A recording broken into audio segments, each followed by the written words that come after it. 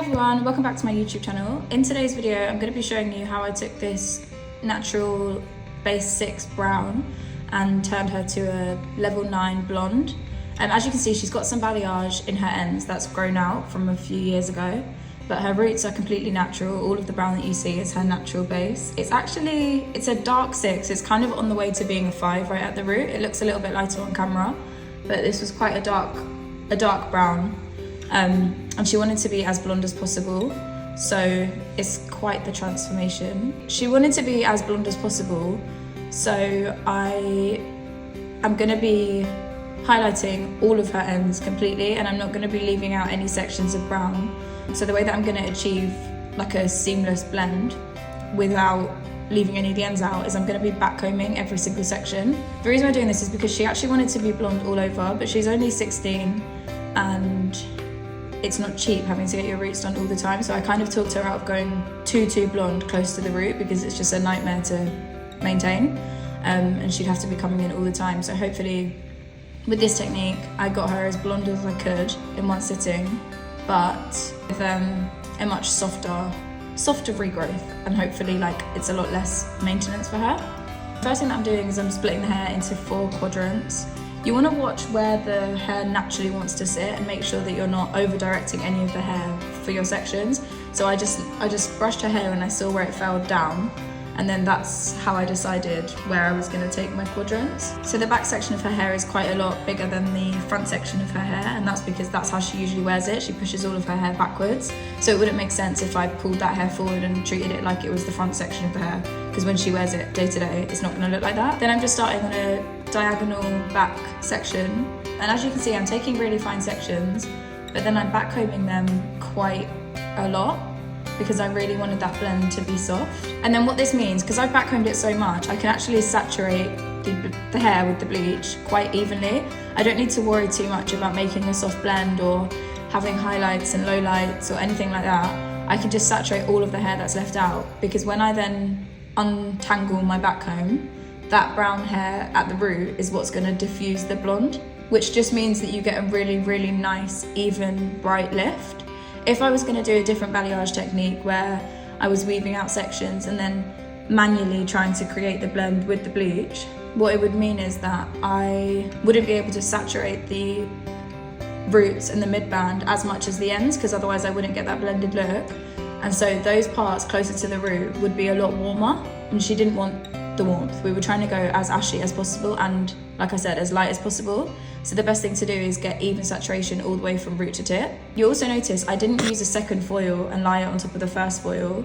I folded the foil in half. That's something that you can only do if you've got even saturation, because if I was trying really hard to create a soft blend and I had, you know, like points that had more or less bleach, when I folded them over, you've got the risk of like leaving an indentation and a mark.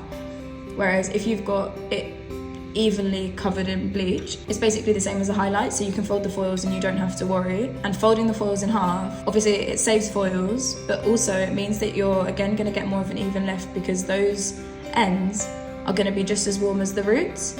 When you use 2 foils and you leave the ends further away from the scalp is a lot hotter, so the roots run the risk of being brighter than the ends. Folding them in half just means that you get a lot more of an even lift.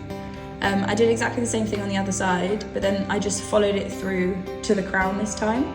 So I'm just coming over on a diagonal angle, I'm backcombing a lot, and I'm really bringing that blonde all the way to the root. When it came to doing the front sections of the hair, I did exactly the same thing. I started at the temples on a diagonal back angle, and I literally just took section by section. I went back and back until I got to the crown of the head at the top. The bleach that I used was L'Oreal, and I was using 20 volt for this because I knew it was going to take quite a while, and like I said, her hair was all virgin hair apart from hair that had already previously been bleached, but there wasn't any dark brown or anything that I needed to knock out with a 30 volt, and I didn't want to risk the quality of her hair.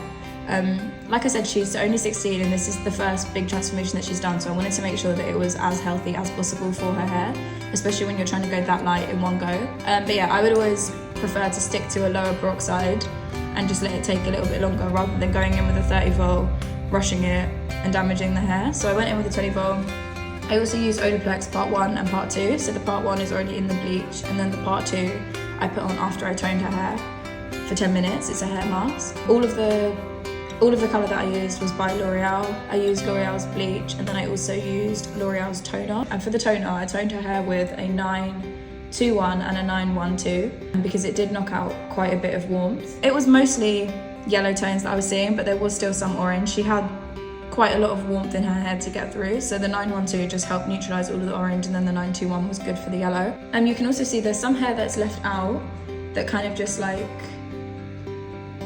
I don't even know where that came from, to be honest. It was kind of just the stuff, I guess maybe that backcomb, but then the backcomb fell out. Either way, I didn't want to leave it there, so it was just a little extra step. Any of the hair that was left out, I gave that a quick backcomb and just added some blonde throughout the ends there as well, just to make sure that it was like a really, really even blonde colour by the end of it. But yeah, this is the finished result. I didn't have to do a root smudge. I just literally went in with one toner. Well, I mixed together the 91 and the 912, and I just put that all over her hair all in one go, and it literally looks like she's had a root smudge. You can tell that this is just gonna grow out so well.